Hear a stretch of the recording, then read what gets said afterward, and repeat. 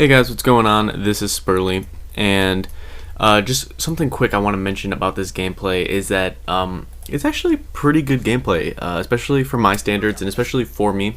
It's a 70-6 on Yemen, and I find recently, well, I haven't gotten a game recently, but a lot of my games more currently have been on Yemen. But anyway, I guess it's just my lucky map. But anyway, so the type of person that I am is things have a lot of sentimental value with me, and I'm not really a hoarder or a pack rat, but it's just hard to let things go, in my opinion. Like when things change, like those are big things, like that's a big event for me. Like when I don't really like change. When something big happens, you know, that's gonna make a memory in my mind. You know, if something impacts my life in a different way than it usually is, that's something that's gonna stick out to me.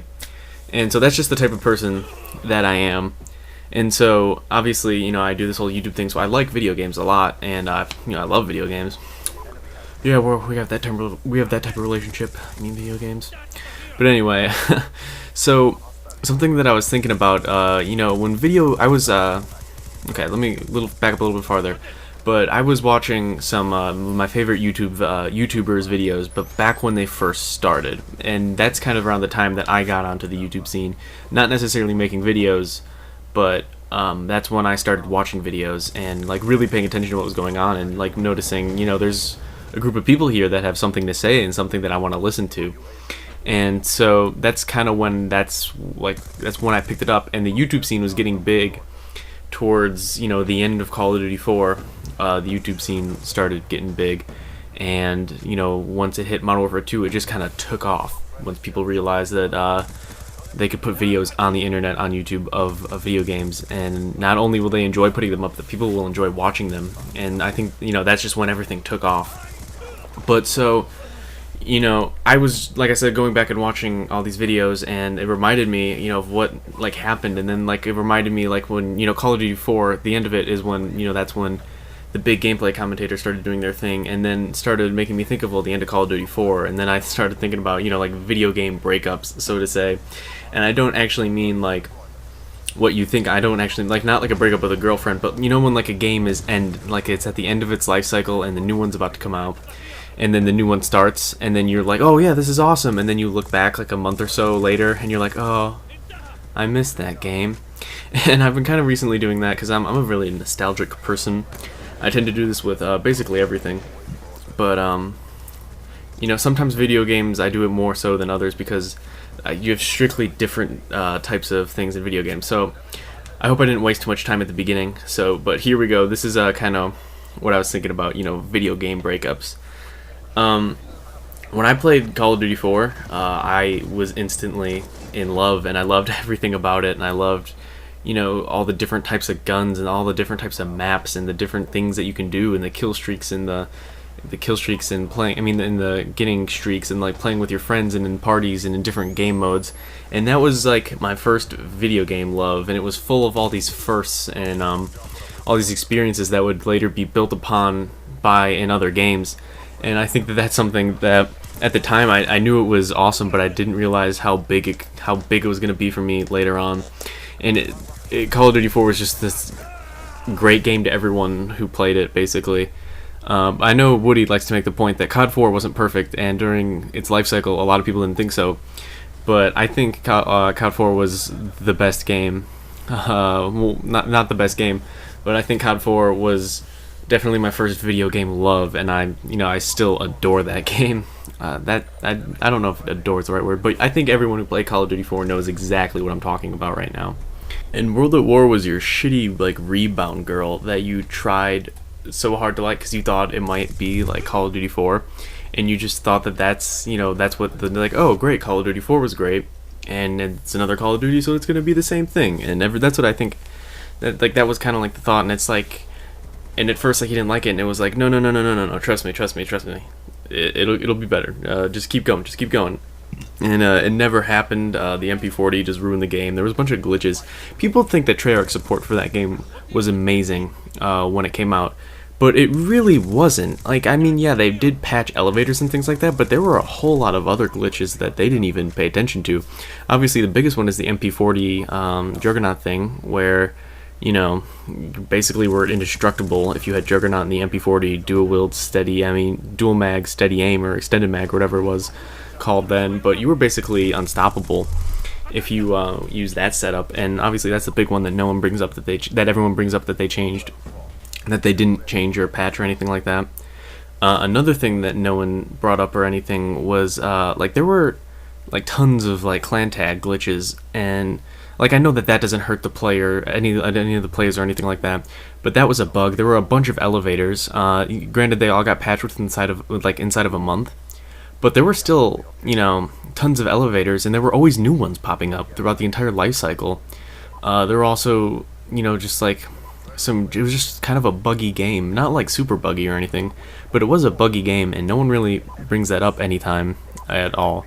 And I find that a little bit funny that no one brings it up, and I don't know. But anyway, so you thought it was just going to be like this amazing girl, you're like trying to get over Call of Duty 4, and you're just like, you know, this game's going to do it, it can help me, and then it was just like a crappy game, and you're like, no, it's zombies.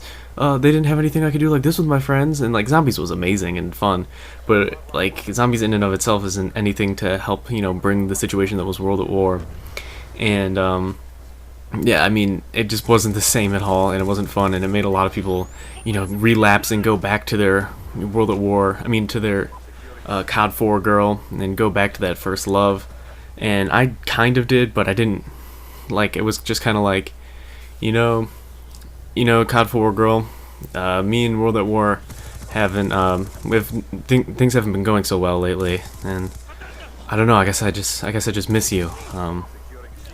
I don't know what to say, and I think that happened to a lot of people. But then, you know, either people just stayed with their first love, COD 4, until Modern Warfare 2, or they battled it out on World at War, or they did, you know, kind of like I did, with a mixture in between. But when Modern Warfare 2 came out, it was supposed to be like this amazing game that was supposed to be like amazing and the best girlfriend you've ever had, and you know, it's just the best girlfriend you've ever had. She does everything you want, and she's so much fun to go out with. She's so classy, but not in the bedroom. I guess so to say. Like, I guess that's a way that I could say that. Like, that's what Modern Warfare 2 was supposed to be. And in my opinion, Modern Warfare 2 was my favorite Call of Duty of all time. With all the experiences, you know, with my friends on that game, and you know, just playing around and having a lot of fun. There was a whole lot of new ways you could play that game and have a lot of fun, and I honestly enjoyed those a lot. Like, I remember even like playing that elevator on Karachi.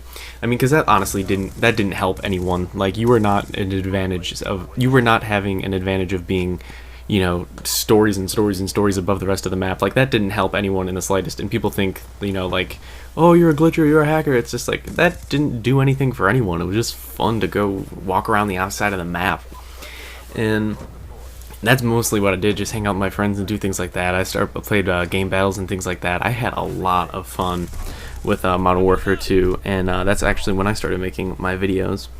But then it came to an end, and it was a sad breakup, because, you know, everything was great, but sometimes there was a lot of fighting and a lot of, you know, deaths that you got that weren't necessarily your fault, and a lot of, you know, a couple of, like, the care package glitch that sometimes made you angry, and you didn't mean it. You had the best intentions, but it just didn't work out the way you wanted it to. And it was the worst breakup that was ever had in the video game girlfriend world, and it was kind of sad, and you missed it. And I always still miss Modern Warfare 2. It was, like I think I've said this multiple times now, but it was my favorite Call of Duty. But then Black Ops came out, and then, like, that, in my opinion, like, that was supposed to be the girl that was like always helpful and getting you things and trying to do things for you, and it was just like, you're being too helpful. You're just doing too much. And like you'd be sitting at the dinner table eating, and you'd be like, oh, I'm getting kind of full, and she'd be like, oh, I'll take this in the kitchen for you, I'll clean up, and like take your plate, and you're not necessarily done eating, you're just saying, you know, oh, I'm kind of getting full, and she would just take your plate and go into the kitchen and take care of everything. And then Modern Warfare 3 was just that terrible girlfriend that just did whatever the hell she wanted to do, and you were just like, I'm done, I'm done. Modern Warfare 3 actually made me take a break from video games, like for like 9 months or 10 months or so. And then Black Ops 2 was that girl that just wanted to make you happy, but it like depended on how good you were to her and things like that. But that's just my opinion right now. Like, obviously, the game hasn't been out for too long. But thank you guys for watching. I really do appreciate it. And maybe if you're still around, I deserve that like. Thanks for watching. Here are 2 of my recent videos that I recommend and that maybe you missed. The one on the left is my thoughts on the iFly Illini situation and him quitting YouTube, and thoughts and lessons on that. You can just click that and it'll open up in a new link. And the one on the right is I can't play this much longer. It talks about how much longer can I really play Call of Duty. And turns out not much longer. So if you click that, it'll open up on a new window on the right page. On the bottom right, you can click to subscribe. Thank you guys for watching.